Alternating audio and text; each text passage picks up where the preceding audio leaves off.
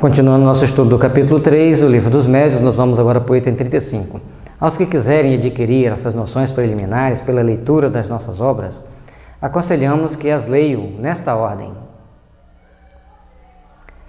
Primeiro, o que é o Espiritismo? Esta brochura, de 100 de páginas, somente contém sumárias exposições dos princípios da doutrina espírita, um apanhado geral desta permitindo ao leitor apreender-lhe o conjunto dentro de um quadro restrito. Em poucas palavras, ele lhe percebe o objetivo e pode julgar o seu alcance. Então, na medida que a gente vai adquirindo conhecimento da doutrina, ou melhor, que a gente quer adquirir o conhecimento da doutrina, o primeiro livro a ser lido seria o que é o Espiritismo, o Conselho do Kardec. Aí se encontram, além disso, respostas às principais questões ou objeções que os novatos se sentem naturalmente propensos a fazer. Esta primeira leitura, que muito pouco tempo consome, é uma introdução que facilita um estudo mais aprofundado. Então, qual o primeiro livro que a gente deve ler? O que é o Espiritismo? Aí você já está sabendo o que você vai começar a estudar. Porque se você não sabe o que você está começando a estudar, como que você vai começar? Segundo, o Livro dos Espíritos. Contém a doutrina espírita completa, como a ditaram os próprios espíritos, com toda a sua filosofia e todas as suas consequências morais. E a revelação do destino do homem e a iniciação no conhecimento da natureza dos espíritos e nos mistérios da vida de além-túmulo. Quem o ler, compreende que o Espiritismo objetiva um fim sério que não constitui frívolo passatempo. E outro detalhe importante nessa questão de ler o Livro dos Espíritos é que as questões são autoelucidativas. A responde, esclarece B, depois esclarece C, depois esclarece D, ou seja, cada questão que você não entendeu aqui atrás, lá na frente vai estar tirando a sua dúvida. Ele é muito autodidático, é um livro extremamente importante da gente ler na sequência, começa do início até o final. No meu caso foi o primeiro que eu li. O Livro dos Médiuns foi o segundo que eu li. Aqui está como o terceiro. Destina-se a guiar os que queiram. Deixa eu voltar aqui, que eu acho que eu esqueci de falar. E importante a gente observar, aqui ainda no Livro dos Espíritos, é que ele traz condensado todas as respostas. Então, a primeira parte do livro dos Espíritos, depois vai ser explicado na Gênese. A segunda parte no Livro dos Médiuns e a terceira parte no Evangelho segundo o Espiritismo e na quarta parte o Céu e o Inferno. Então, é importante a gente fazer esse estudo. Aliás, a terceira e a quarta parte que eu confundo o Céu e o Inferno e o Livro dos Médiuns. Mas acho que é assim, o Evangelho e o Evangelho, o Céu e o Inferno. Mas a gente confunde. O importante, na hora que a gente estiver lendo, a gente vai entender, quando você estiver estudando o Livro dos Espíritos, você vai ver que a primeira parte está falando da geração, da gênese do entendimento da vida espiritual na Terra. A segunda parte está falando das interferências dos espíritos na nossa vida. Aí a terceira e a quarta parte, a quarta, provas e consolações, aí agora eu não vou lembrar qual deles dois, se é o Inferno, que é a terceira parte, ou se é o Evangelho. Mas provas e consolações é o Evangelho e depois o Céu e o Inferno, sim. Pelo menos eu que deduzo agora. Se não estiver certo, a gente vai postar lá no blog Espiritismo, kardec-espiritismo.blogspot.com.br. Vai estar lá essas sequências, se já tiver, algumas até estão.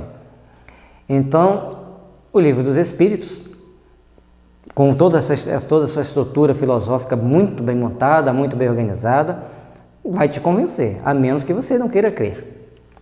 O terceiro, o Livro dos Médiuns, destina-se a guiar os que queiram entregar-se à prática das manifestações, dando-lhe conhecimento dos meios próprios para se comunicarem com os espíritos. É um guia tanto para os médiuns, está faltando um acento, é um guia tanto para os médiuns como para os evocadores, e o complemento do Livro dos Espíritos.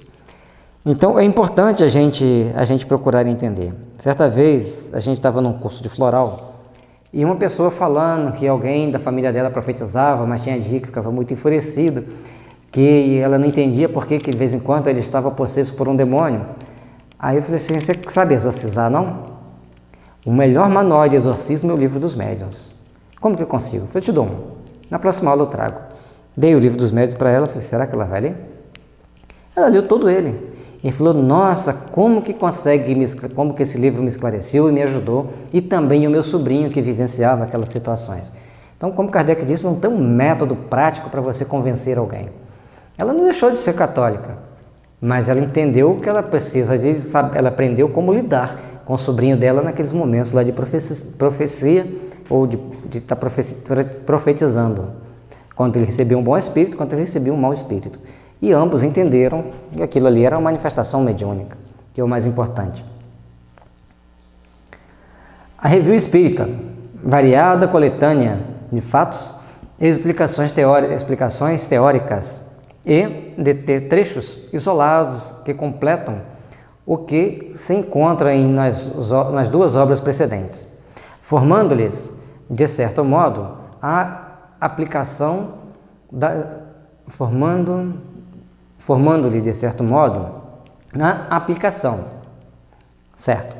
Então, a Revista Espírita vai trazendo uma coletânea de fatos, explicando explicações teóricas, de trechos isolados, né, que ele vai falando de outras situações, que complementam o que se encontra nas duas obras precedentes, formando-lhes, de certo modo, a aplicação. Então, como que se aplica a doutrina espírita, está lá na Revista Espírita.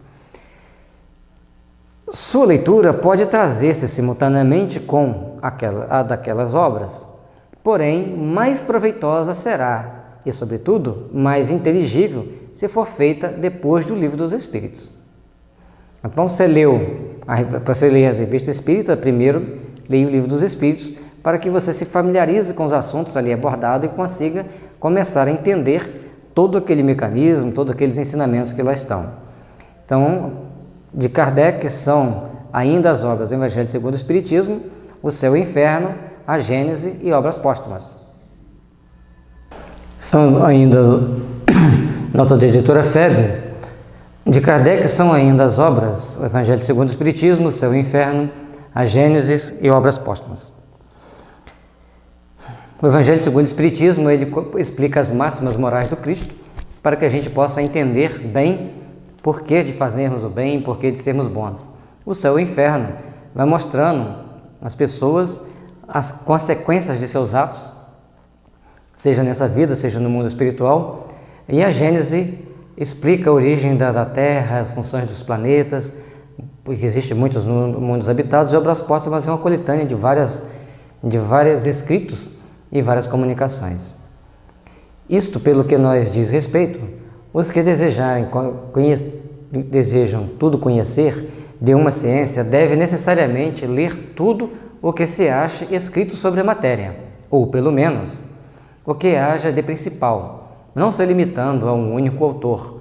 Devem mesmo ler o pró e o contra, as críticas como as apologias, inteirar-se dos diferentes sistemas a fim de poderem julgar por comparação.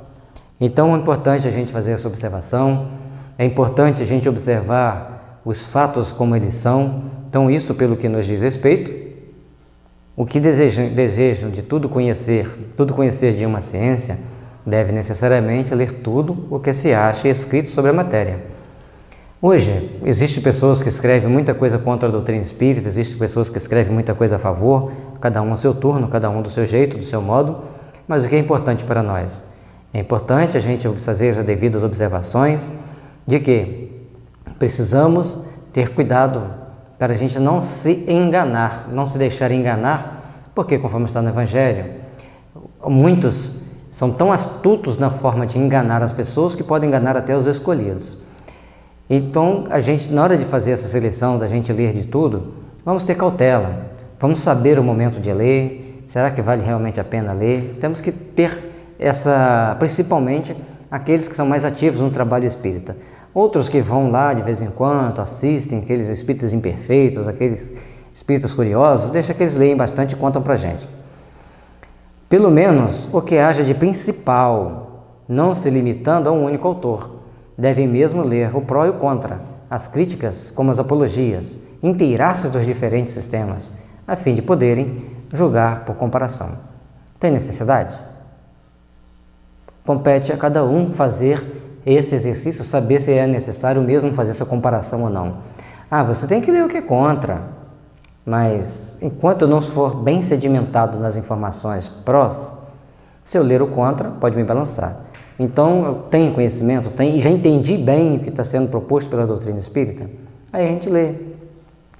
Eu não entendi não entendi perfeitamente. Então, o que eu vou ler contra? Para que eu tenho necessidade? Se eu não conheço nem o que é pró, então tudo tem que botar na balança, tudo a gente tem que saber medir para que a gente esteja realmente a verdadeira convicção daquilo que a gente quer, daquilo que a gente objetiva. Por esse lado, não preconizamos nem criticamos obra alguma, visto não querermos de nenhum modo influenciar a opinião que dela se possa formar. Trazemos nossa pedra ao edifício, colocamo-nos nas fileiras, não nos cabe ser juiz e parte. Não cabe ser juiz e parte, não alimentamos a ridícula pretensão de ser o único distribuidor da luz. Troca o leitor separar o bom do mal, o verdadeiro do falso. Isso é importante que o Kardec coloca. Ele não teve a pretensão de influenciar ninguém, de impor o seu conhecimento a ninguém. Então ele não critica nenhuma obra, ele deixa todas elas, até cita algumas, explica, faz a sua explicação, e quando a pessoa o contesta, ele manda fazer uma reexplicação mais consistente, para que as pessoas consigam, assim, ter um melhor entendimento daquilo que está sendo proposto. Então, cabe a cada um de nós sabermos que não somos juiz nem parte de nenhuma causa, apenas de nós mesmos, e não temos a pretensão de ser o dono da verdade. Então a doutrina espírita, ela não quer ser dona da verdade, ela tem uma verdade, que para mim é importante, eu aceitei, mas você talvez tenha dúvida, então você vai fazer suas comparações. Agora, cuidado para você não perder muito tempo fazendo comparação. Então, comece a trabalhar no bem, comece a fazer o bem, que é o melhor que nós temos para realizar aqui nessa existência. E assim, a gente termina o capítulo 3 e a gente vai para o capítulo 4, do maravilhoso e do sobrenatural. Muito obrigado a todos que já estudaram até aqui com a gente e continuaremos nossos estudos. Estará todo o livro dos médiuns aí postado no YouTube para que você possa estudar, para que você possa tirar algumas de suas dúvidas. Espero colocar outras dúvidas também. E qualquer coisa, coloque aí no comentário aquilo que a impressão que te causou e a gente vai procurar corrigir aquilo que for possível.